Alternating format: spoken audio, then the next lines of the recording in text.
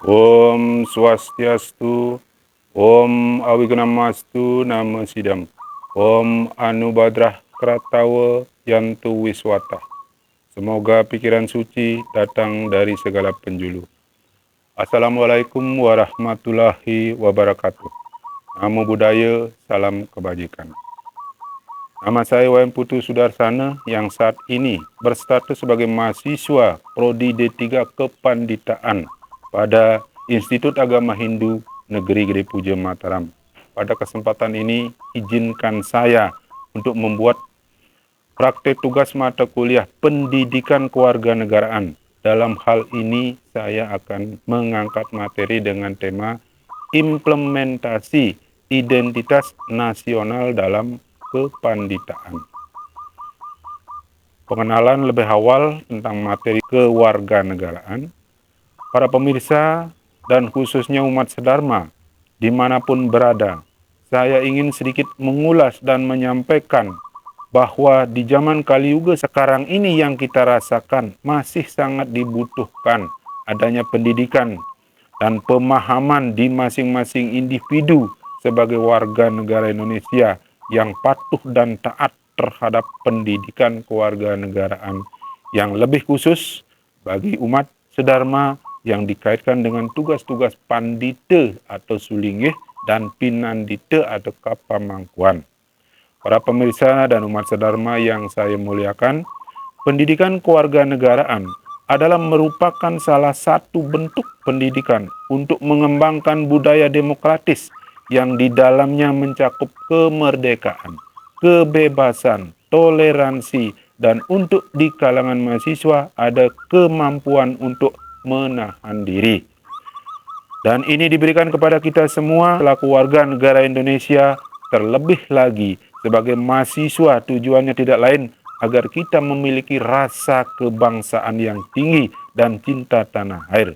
Berpikir kritis, demokratis, berkeadaban, berbudaya, berberdaya saing, disiplin dan berperan aktif dan dalam membangun segala bidang guna bisa mewujudkan tujuan nasional seperti apa yang tertuang di dalam pembukaan Undang-Undang Dasar 1945. Mampu meningkatkan kecerdasan sebagai warga negara, dapat menumbuhkan partisipasi warga negara, dan mengembangkan tanggung jawab untuk pembelaan kepada negara. Semua yang telah saya sampaikan di atas adalah sebagai pembukaan yang dapat dimaknai begitu pentingnya pendidikan kewarganegaraan bagi kita semua selaku warga negara dari berbagai kalangan manapun. Pembahasan pokok yaitu materi identitas nasional yang dikaitkan dengan tugas-tugas pandita dan pinandita dalam agama Hindu. Tahapan proses terbentuknya identitas. Identitas biasanya erat kaitannya dengan istilah kepribadian yang disebut juga dengan jati diri. Identitas atau jati diri juga berarti ciri-ciri atau sifat-sifat khas yang melekat pada suatu hal sehingga menunjukkan suatu keunikan dan perbedaannya dalam hal dengan hal-hal lain, di mana proses pembentukan identitas dibentuk dari dua aspek, diantaranya aspek pemberian dan aspek desain atau rekayasa.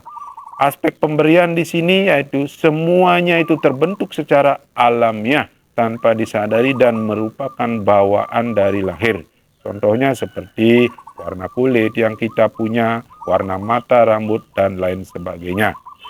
Aspek desain dan atau rekayasa, semuanya ini terbentuk secara alamiah, dibuat oleh si manusia itu sendiri. Di samping itu juga bisa berkembang atas usaha manusia itu sendiri terhadap lingkungan sekitarnya.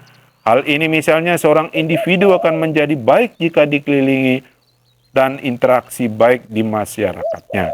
Apabila dikaitkan dengan tugas kepanditaan, proses pembentuknya pinandita atau pandita yang melalui sarana upakara eka jati dan dwi jati sehingga dapat membentuk jati diri yang menjadi identitas diri atau individu yang kemudian akan mendapat pengakuan sebagai identitas nasional. Apabila seorang yang telah memperoleh identitas, maka ia akan menyadari ciri-ciri kepribadiannya seperti kesukuannya atau ketidaksukuannya, aspirasi tujuan masa depan yang diantisipasi, perasaan bahwa ia dapat dan harus mengatur orientasi hidupnya. Jenis-jenis dari identitas yaitu ada identitas individu, ada identitas kelompok. Identitas individu adalah semua yang berkaitan dengan keseluruhan ciri-ciri tentang seseorang, dan ia juga dibentuk melalui interaksi biologis bersifat jasmani dan kehidupan sosial. Identitas pribadi adalah identitas berupa berbagai informasi yang melekat pada individu seperti halnya tanggal lahir, nama, nik, atau lain hal-hal pribadi lainnya. Di sini termasuk juga identitas diri orang-orang suci kita yang dikenal dengan sebutan rohaniawan. Secara umum, sebutan rohaniawan dibedakan atas dua golongan. Rohaniawan yang tergolong dwi jati atau sulingih dengan sebutan pedanda, empu, dukuh, dan sejenisnya. Kemudian yang kedua, rohaniawan yang tergolong eke jati atau walake dengan sebutan pamangku, dukuh, pinandita, balian, mangku dalang, dan sejenisnya. Di sini ada batasan kewenangan yang dalam menyelesaikan suatu yadnya, di mana para rohaniawan dwi jati dikenal dengan sebutan sulingih, kewenangannya tentunya lebih luas. Dan ini diikuti pula dengan ikatan yang harus dipatuhi sepanjang hidupnya. Di antaranya dikenal dengan catur bandana dharma, yang nantinya akan menjadi suatu identitas nasional. Di antaranya yang pertama Amari Aran, meninggalkan nama walake dan mengganti nama kesulingihan sesuai dengan pemberian dari guru dan nabinya.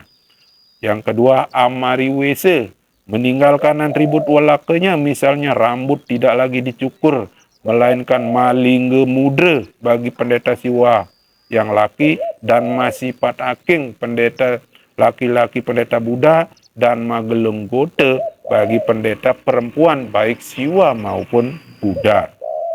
Kemudian yang ketiga Amari Sesana, meninggalkan disiplin kehidupan walake, mengganti dengan disiplin kehidupan sulingih seperti berkaitan dengan makanan, minuman, pakaian yang dikenakan kesehariannya. Kemudian yang terakhir yang keempat, umulahakan kaguru sususran, yaitu mematuhi ajaran guru atau nabi, hormat dan patuh kepada guru serta keluarganya. Kemudian identitas kolektif atau identitas kelompok. Identitas kelompok atau identitas kolektif merujuk pada pengakuan terhadap makna keanggotaan atau makna kebersamaan, batas-batas dan aktivitas-aktivitas ke dalam suatu kelompok. Identitas kolektif atau identitas bersama atau kelompok adalah suatu interaksi atau saling mempengaruhi antara individu yang satu dengan individu yang lainnya dalam suatu kelompok dan melakukan tindakan serta perbuatan secara bersama-sama untuk tujuan suatu kelompok tersebut. Jadi identitas kolektif atau identitas kelompok yang dimiliki oleh anggota-anggota kelompok dan mereka bangun melalui interaksi sesama anggota untuk kepentingan sesama dan kepentingan kelompok. Identitas nasional seperti halnya individu dari orang-orang yang berasal dari Indonesia, ciri khasnya seperti ucapan bahasa Indonesia. Ada identitas agama, ada identitas suku, ada identitas suatu kelompok. Identitas suatu kelompok merupakan identitas pengikut jenis musik tertentu yang secara umum memiliki ciri-ciri berbeda.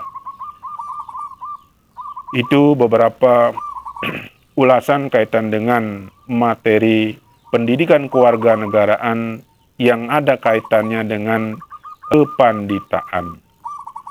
Dari berbagai uraian di atas, saya dapat menarik suatu kesimpulan atau berpendapat bahwa betapa pentingnya dan peran para rohaniawan Hindu di dalam membangkitkan rasa pembelaan negara kita Indonesia dengan menunjukkan jati diri kita masing-masing seperti apa yang disebutkan sebagai identitas individu yang kita perankan masing-masing sesuai dengan agama dan keyakinan sehingga bisa dan terwujud pengakuan menjadi identitas nasional.